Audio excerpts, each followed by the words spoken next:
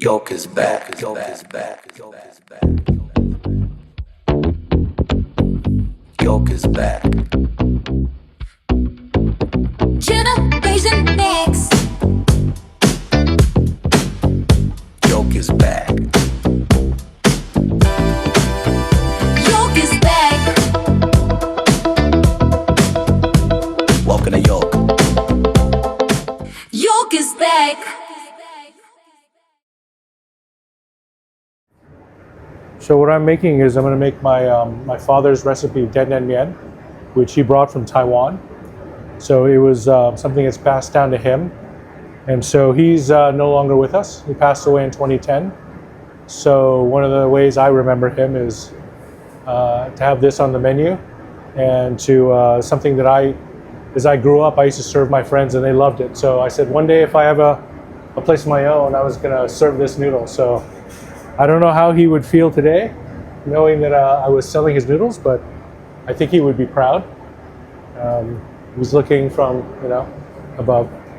So one of the reasons, I love his noodle, but one of the reasons that I find Dan Dan noodles so interesting, especially just as a conversation among Chinese, is that there's so many versions of Dan Dan Mian, right? Depending on where you come from. And there's always a debate, well, this is the right way, this is the right way.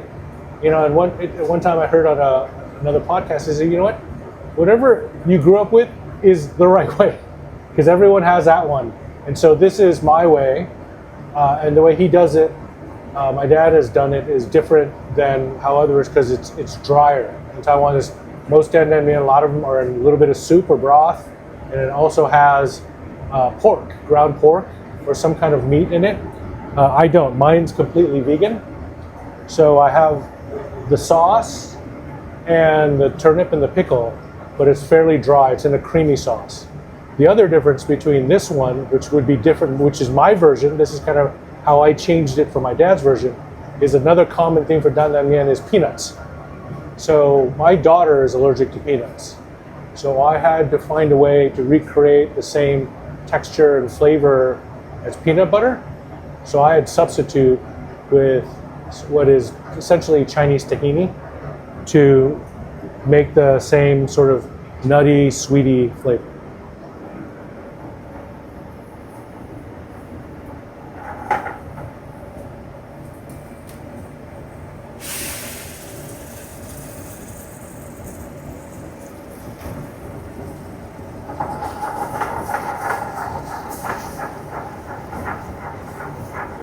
What is hard though, when you're seriously cooking, is people talking to you. I'm fine here, but if you talk much, they don't want. There's a thing, because I always equate being a good cook with being someone who's musical. And music is all about timing and conducting an orchestra. So you have different times for bass, string, horn, and in your head there's a clock that's going. It doesn't look like anything's going on, but in every chef's brain, there's a clock that's going on.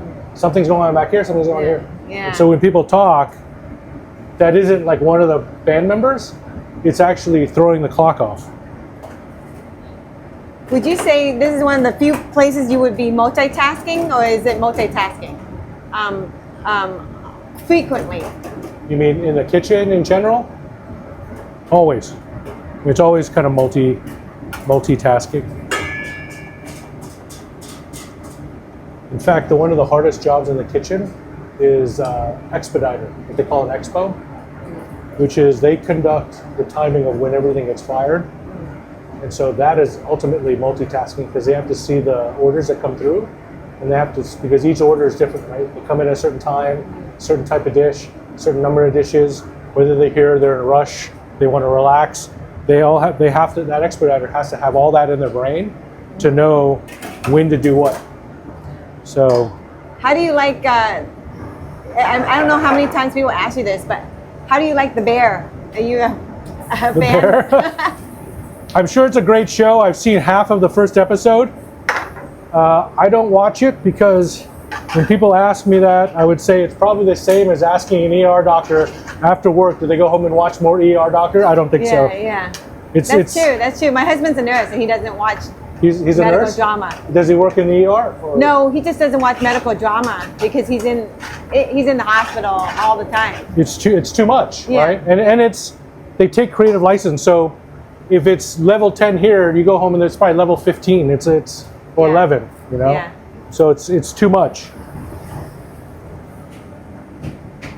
You don't need the extra stress.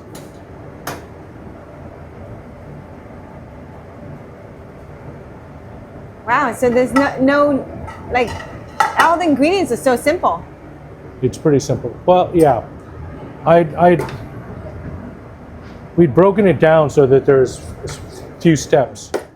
I'm just gonna put some in here. Whoa, this Yeah, is it gets got a tight real very quick. nice consistency here. Carefully, Chef John. Yeah. I'll just cut some of this here. It smells terrific, by the way. And is there a special name for this? We call it just Dad's Dan Yan Mian. Dad's Dan Man. He also has a beef soup noodle that I do from time to time. A beef soup That's another traditional with a broth. Chinese with a broth.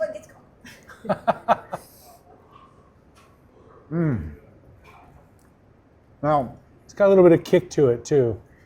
you said this has no peanuts, There's no peanuts. but it tastes like peanuts. It does? Good.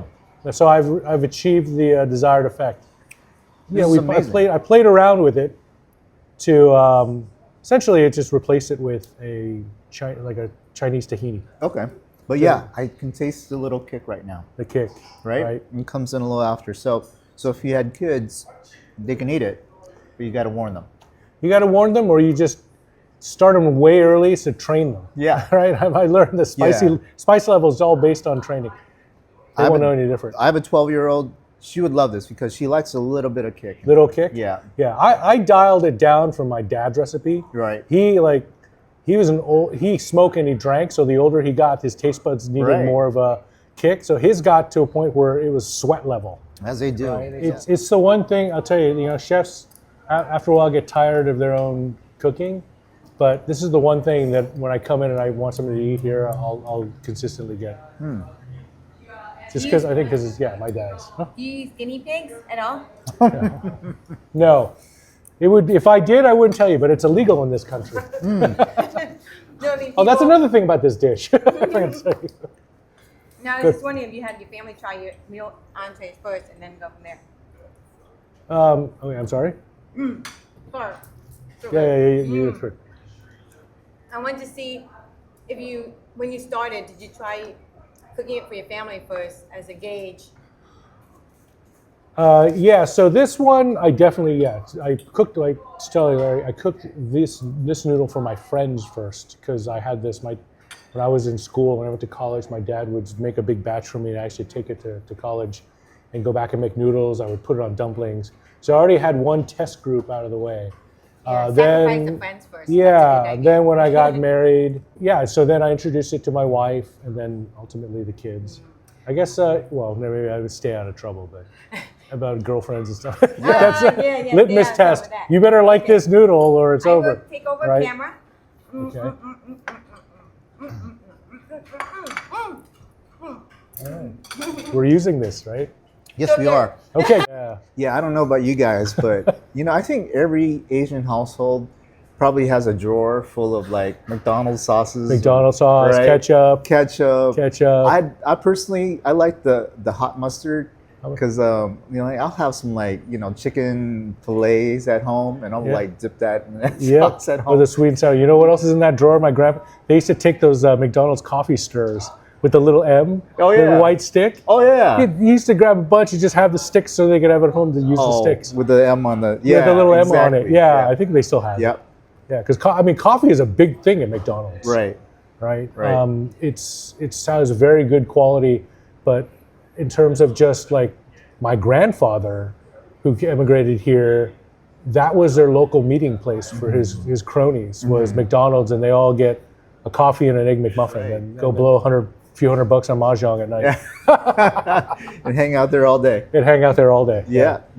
I understand. Dressed in a that. suit, no less. Yeah. Yeah. I remember some of the other things you served that day. It was a lomo saltado. Lomo saltado, and we had okra. So we have Okra. our sort of a signature dish. It's a wok fried okra. Gotcha. Okra So was good. Szechuan. okra. Yeah, it's different. Those were two very traditional Peruvian dishes.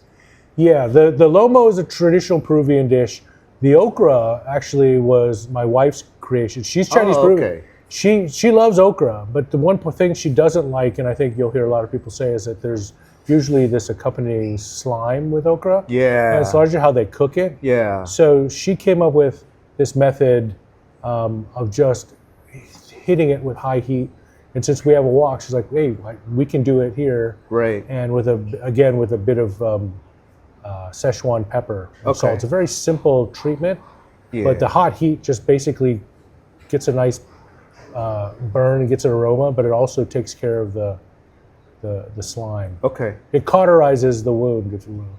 So that's great about this neighborhood. This is in Eagle Rock. And your restaurant is right on Eagle Rock Boulevard, and it intersects with basically York Yep. Boulevard. There aren't many Chinese restaurants in this area, or Peruvian restaurants for that matter.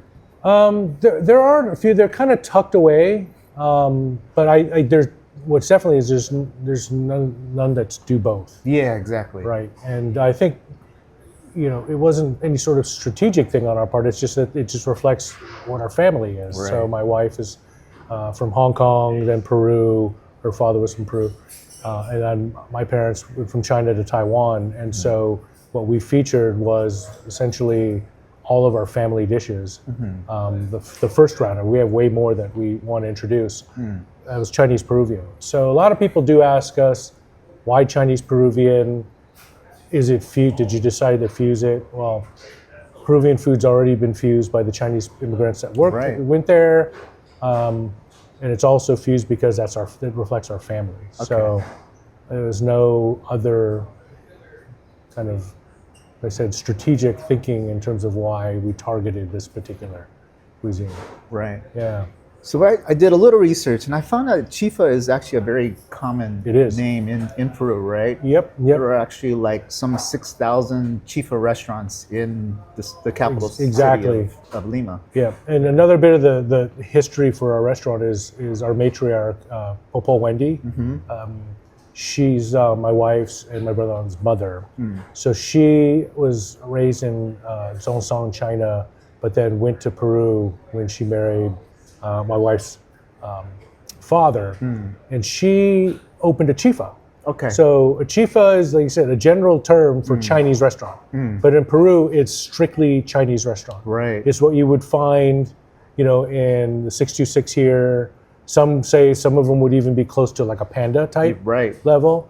And so she had one, and I'm sure she put the Chinese characters after, because each chifa has a additional name on it to differentiate itself from the other chifa. Gotcha. So like this one is Chifa Kawe, which is a Chinese name for my brother-in-law Umberto. Okay. But you would go down, there'd be Chifa Jack, Chifa Jay, Chifa, Jose. And so that's how you would just make a distinction between each other. I see. But when we opened it here, we thought, well, why reinvent the wheel? Let's just make this 2.0 from a restaurant that Wendy had in Lima back in the 70s. And she had to leave. That's amazing. Yeah. I know that you opened up right around the middle of the pandemic. It was in November of 2020. 2020. So really kind of right after the big boom. Yeah. Yeah. You were doing takeout only at that time? Right? Takeout only at that time.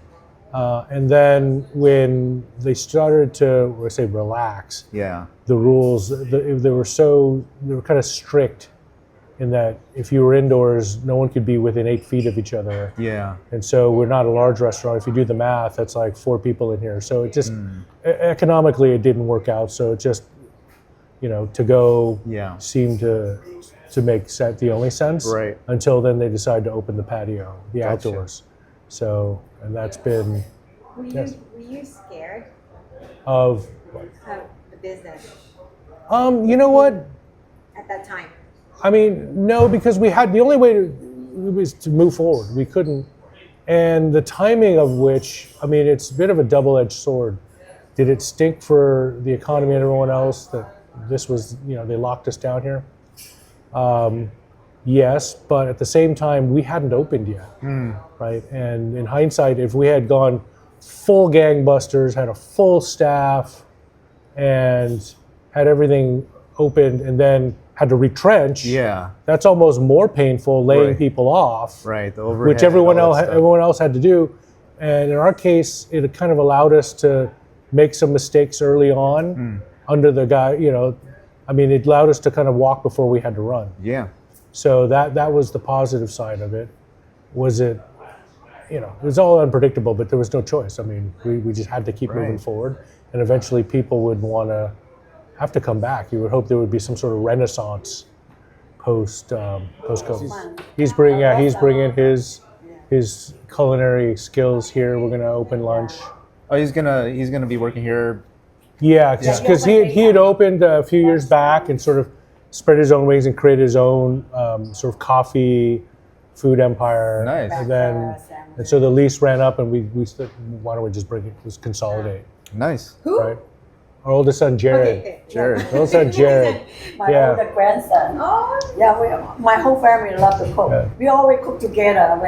Before open the restaurant, we have Christmas, Thanksgiving, any birthday, we all cook together. Yeah, and the family is so large; it's almost like a restaurant every day. So it's Yeah, like this is 80 nothing. people. This is Yeah. nothing. Now we just charge people. Yeah, we have like 80 people. Oh, wow. all the time. Easy. Oh. Wait That's elephant minimum. all day. Oh my Lunch gosh. to dinner. Food, Wait yeah. elephant, Christmas time.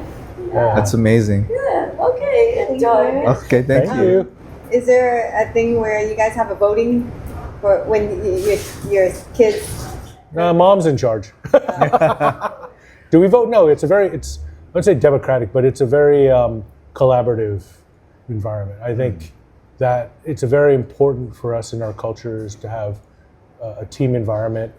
No one's more important than the other person. Obviously, there needs to be someone that makes the final decision on certain things, but there's feedback all the way around, even including the staff. That's kind of how we did. I mean, my wife and I, we met at a corporate investment management firm downtown, Capital Group, and that was their culture, was sort of diverse experience, collaboration, research, and I think we took a little bit of that into our own business. So it's definitely, yeah. And if they're going to take over, if they want to take over, then there needs to be some sense of continuity. I mean, that's to me, culture is the foundation to every successful anything more than one person. Yeah, and you mentioned McDonald's as a team. Because you have to develop a culture that then feeds whatever mission or goals or values that you want to kind of continue on if you want to last. What Right. kind of support has McDonald's given you? Besides sort of just experientially? Yeah. The relationship between McDonald's and us is fairly recent. Uh-huh. Umberto has done some projects with McDonald's here and globally. And so I think through that relationship and the work he's done overseas and here kind of led to one conversation, where it led to another. And I was telling Summer earlier, how did the 1 and 8 thing came to be? It was basically through having conversation with the same people. I see. And through that, they kind of heard that I had worked in McDonald's, and Okay. I'd been sort of telling this story. So in a way, the program was established, but I was doing the 1 and 8 kind of. I was a cheerleader since the beginning. It's like Okay. everywhere I kind of went, I always took some piece of it and shared, hey, when I was there, I learned this, and this feels like this experience. And it didn't have to be, most of it was just in business, Right. right? It's a nice way of connecting with people, I think. I mean, people might come here and says, "Oh, I read about your story, or I heard about your story that you worked at McDonald's. Oh, I also worked at McDonald's, and now I'm a dentist, or now Yeah. I'm a lawyer, or something like Oh that." yeah, Right. Yeah, Yeah. I mean, it's 1 and 8's 12% plus, right? That's Yeah. a big number. The times that I've come across people, oh, McDonald's. I was doing a piece for KTLA, doing a promotional piece for Chifa, and then the plate-by-plate event afterwards.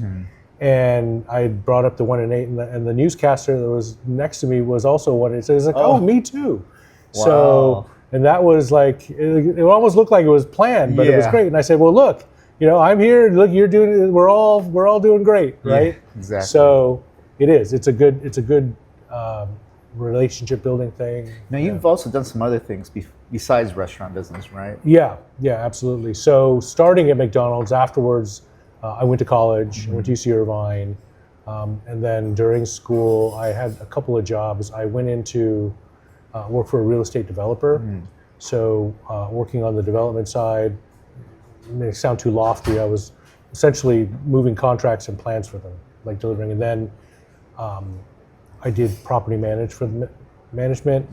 Then I went to stockbroker, discovered that I really didn't like selling stuff Sure. like that, and then moved into investment management. And then that was 27 years later. So during the course of that, met Rika, got married, we had 3 kids, raised 3 kids, Yeah. homeschooled them. Yeah. Yeah. Wow, So yeah, that's it was. stuff. I took the scenic route to get to the restaurant part. Right. Yeah, How do you like this neighborhood? I love this neighborhood. Yeah. This is sort of I say up and coming. It's always been here, but the feel of it is an excitement. And Yeah. I think when we first kind of looked at this place, there's 2 reasons why we landed here. One is when Popo Wendy and the family immigrated from Peru, they landed in Highland Park. Okay. So this is, in a way, they wanted a homecoming. So this is a homecoming. This is where they got their start. Rika went to junior high down the street. The other part was we wanted to somewhere that felt like, a lot of people say it feels kind of like Brooklyn, a little bit East Coasty. Sure. There's some character, some history to this, and that's, it leads to the electricity of it.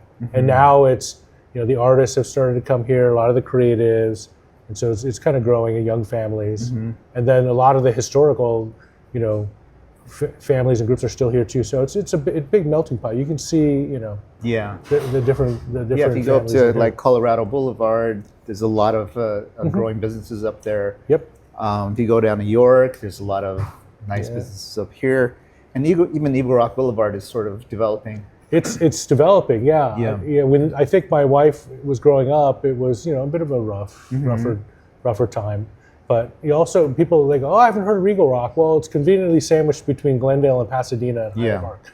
So and downtown, Exactly. right? It's next to some big boys. Yeah. No, I mean, when I first moved here, which was, I believe it was 2012, it was the #1 real estate market in the country. So yeah, how did you decide that you wanted to start a restaurant? Was there a signature dish that you had in mind, or was there some sort of impetus that you had in mind?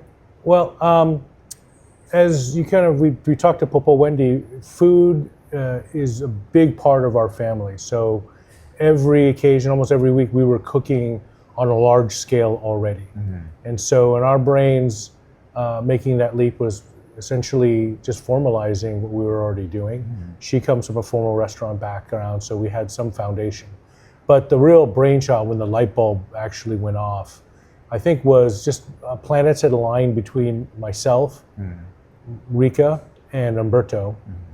The 3 of us kind of were at a juncture in our careers.